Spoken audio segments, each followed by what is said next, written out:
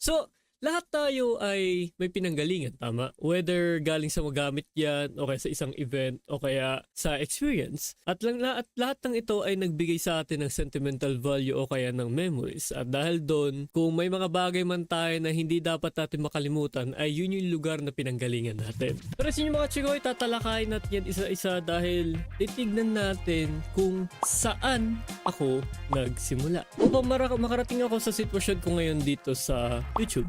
So nandito ako ngayon sa YouTube ko na kung saan ay titingnan natin mismo rito kung ano yung saan ako nagsimula. Kasi gusto ko muna ipakita sa inyo kung saan ako nagsimula gumamit or sabihin natin hindi gumamit ng gano'n.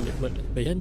Ipapakita ko sa inyo kung anong klaseng device ang ginagamit ko noon para makagawa ko ng mga first ever na video ko, which is dito sa pinaka-oldest, which is itong mga to. Naka-private na po yung video na yun dahil hindi siya like, alam mo yung sobrang daming mali noon to the point na ang daming ewan. At ito yun. Ito yung naka-private na po ito. So naka-froze na to in time. Ganun na nangyari dito. This is 8 years ago. December 10 and 2015. So ano yung ibig sabihin dito? Kasi gusto ko ipakita sa inyo kung ano yung gamit na ginagamit ko. At kung titignan niyo yung quality nito, hindi siya nakakatuwa. At ang napakalabo po talaga ng video na ito. At the reason ko ba nandito kasi gusto ko makita kung anong klaseng phone ang meron ako. Dahil alam ko Cherry Mobile yun. At nakita ko ata rito yung ano ng phone ko, yung about phone nito. Yan. So ito siya.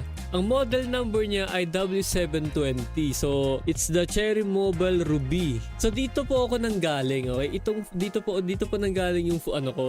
Ito yung pinanggalingan ko na phone. Grabe yung Android version ko, 4.2.2 ba yun? Kailan na-release yun? February 11, 2013. Diba? It's the Jelly Bean, yung pinaka talagang tumatak na Android na version ng mga panahon na yan. And ito po yung aking phone. Like, ito po talaga yung itsura ng phone ko. So kung titignan ninyo, siya ay may 1 GHz sa dual core, Mali 4 GPU siya, 512 megabytes of RAM, hindi gigabyte ha, at may 4 GB na internal memory at pwede mo siya expandable up to 32 GB. Dual SIM siya at ito yung na camera niya. Yan po yung cellphone ko, liit lang yan, as in, talagang parang ganyan lang ata siya, Diyos ko. At lumabas siya noong April 2014, yun siya. Ewan ko, meron pa nagbebenta nito, parang feeling ko wala na nagbebenta nito eh. Yeah, wala na. I doubt na meron pa yun dahil wala eh. It's been a while na eh. Okay, so nung makita na natin yung unang device na ginagamit ko, ano naman yung mic?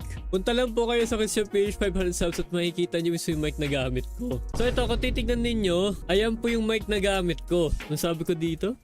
Anong headset gamit mo? Ang gamit ko ay A4 Tech na model HS7P at ito A4 Tech na HS7P. yan ang itsura niya. So, binili ko lang ito last year.